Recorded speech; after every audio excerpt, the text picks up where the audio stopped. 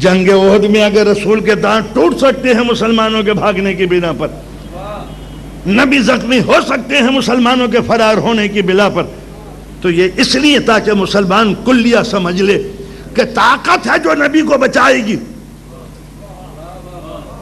فرار نبوت کو نہیں بچائے گی۔ تو جب نبی کو بھاگنا بچا نہ سکا تو مسلمانوں کی بزدلی اسلام کو کیا بچائے گی؟ تو لہذا مسلمان کے لیے واجب تھا کہ وہ ایسا عالم بنے کہ جو یہ دیکھے کہ دشمن کے پاس کیا ہے۔ کہا میزائل، مسلمان نے کہا ہمارے پاس محمد اسماعیل، میرٹی کی کتاب پڑھ کے انشاءاللہ ہم دشمن سے مقابلہ کریں گے۔ تو یہ میزائل اور اسماعیل کا مقابلہ نہیں ہو سکتا جب تک کہ تمہاری ٹیکنالوجی ان کی ٹیکنالوجی کے اوپر حاوی نہ ہو جائے۔ اگر یہ قرآن کہہ رہا ہے کہ تمہارے ٹھکانوں کے اوپر گھوڑے صحت مند ٹاپوں کی آوازوں سے دشمن کے دل دہلتے ہیں، تو تمہاری تحقیق اور ترقی کی بنا پر دشمن کا کلیجہ کانپے، نہ کہ تم دشمن کی طاقت کے آگے سرنگو ہو کے غلام بن جاؤ۔ یہ تھا اسلام کا وہ منشا مقصود کہ تمہیں ظاہری اسباب کے تحت اپنی زندگی کو گزارنا ہے۔ جب تک کہ مسلمان علم حاصل نہیں کرے گا، جب تک کہ ٹیکنالوجی اور ڈسکوری کی منزل پہ نہیں جائے گا، تمہاری زکوٰۃ کے مستحق وہ طالب علم پہلے ہیں جو قوم کی عزت و آبرو کی خاطر میڈیکل میں، سائنس میں، انجینئرنگ میں لیکچر پروفیسر یہ بے دین نہیں ہے۔ صرف یہ نہیں ہے کہ ان کو نہ پڑھایا جائے، ضرورت ہے اجتہاد کی کہ جب ہم ایک انجینئر قوم کی مدد کر سکتا ہے، ایک لیڈی ڈاکٹر عزت و ناموس کی خاطر ہونی چاہیے یا نہیں؟ چلیے آپ کے یہاں تو ماشاءاللہ میجارٹی ہے کہ جہاں مسلمان اکثریت میں نہیں ہے، کیا ان کے لیے ضروری نہیں ہے کہ اپنے حرم کی ناموس کی خاطر وہ ڈاکٹر پیدا کریں، انجینئر پیدا کریں، سائنٹسٹ پیدا کریں، قوم کے دفاع کے لیے یہ سارے اسامیوں پہ قبضہ ہو، ہر انسٹیٹیوشن میں مسلمان پروفیسر کی حیثیت سے ہو؟ آخر دنیا نے جو ترقی کی ہے وہ کن اسباب کے تحت کی ہے؟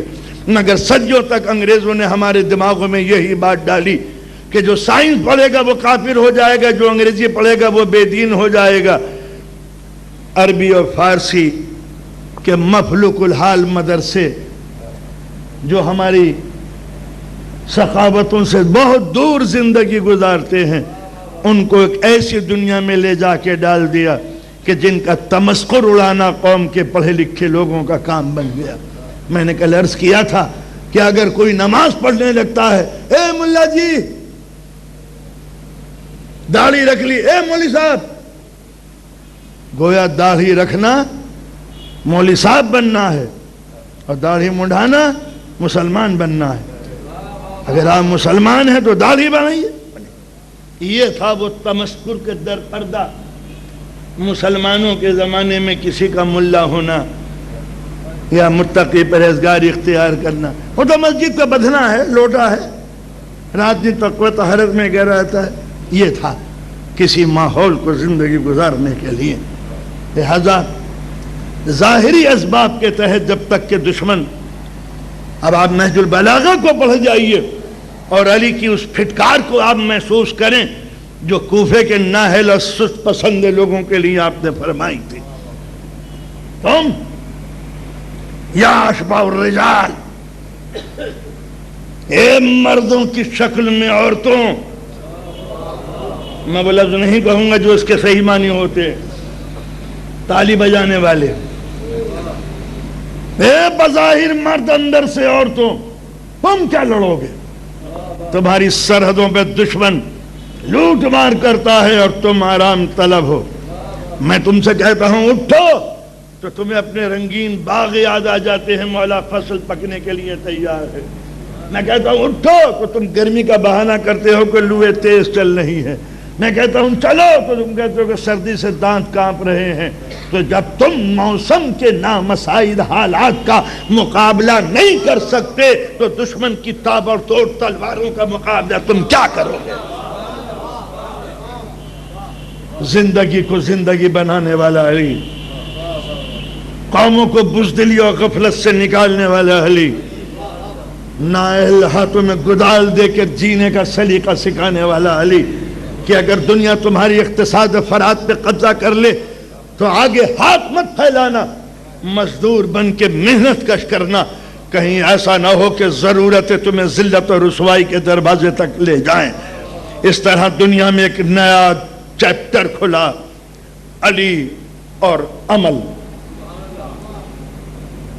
جب دیکھو علی یہودی کے باغ میں، جب دیکھو علی یہودی کے یہاں مزدور بن کے کام کر رہے ہیں۔ علی کیا ضرورت پڑی تھی کہ یہودی کے باغ میں محنت کش بننے کی؟ علی کہتے ہیں مجھ سے کیوں پوچھتے ہو، یہودیوں سے پوچھو کہ تمہارے سب سے بڑے کھلے ہوئے دشمن کو تم نے جاب کیوں دیا؟ انتر مارا گیا، مرہم مارا گیا، خیبر لٹ گیا، خدق چھن گیا، پورے علاقے پر یہودی تسلط ختم ہو گیا، تو ان سے علی سے زیادہ بڑھ کے دشمنی کس کے دل میں ہوگی؟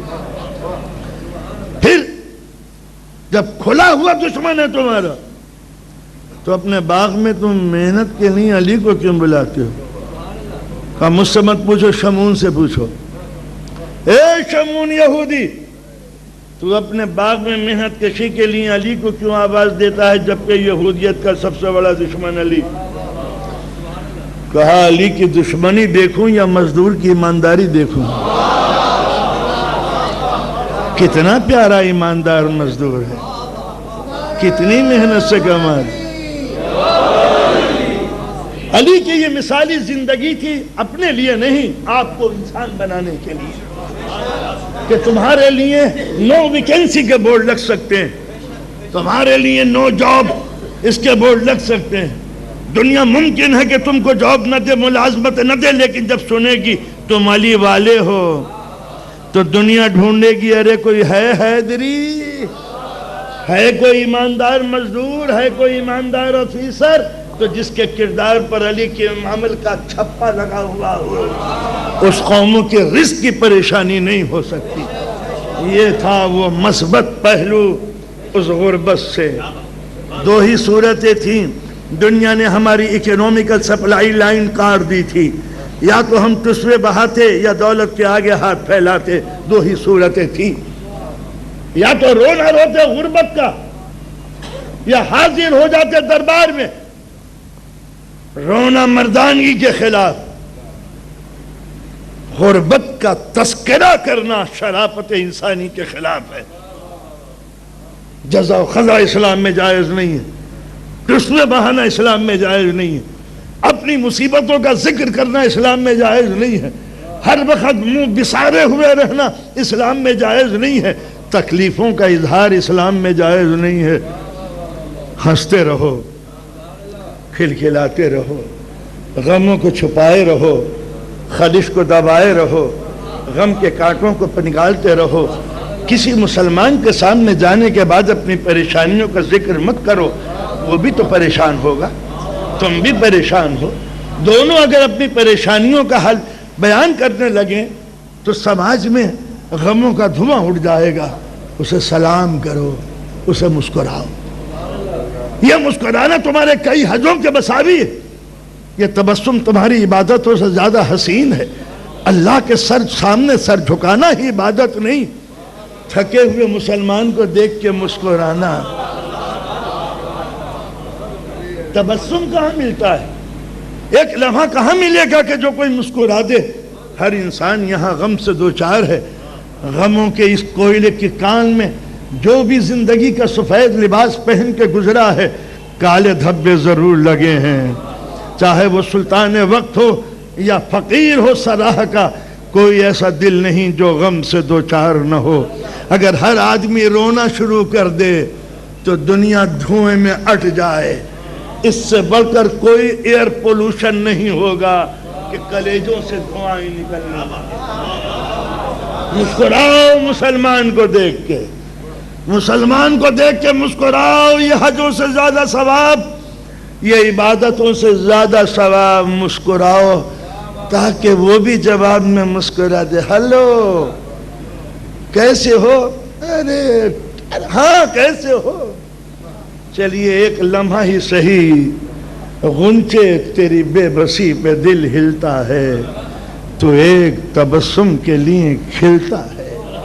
غنچے نے کہا اس جہاں میں بابا ایک تبسم بھی کسے ملتا ہے؟